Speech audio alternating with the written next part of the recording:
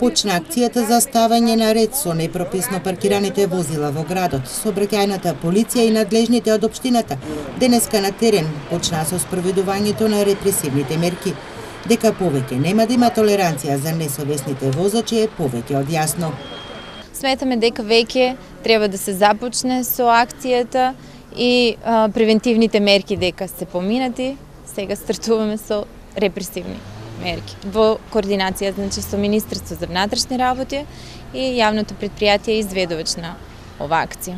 Акцијата стартуваше во централното градско подрачје. Пораката е дека законот важи за сите.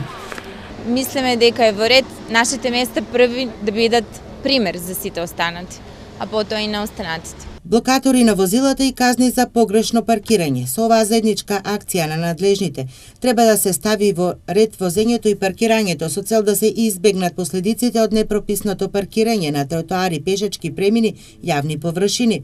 Според статистиката на СВР Штип, лани за ваков сторен сообраќаен прекрошок били издадени 274 платни налози за наплата на глоба, годинава 86.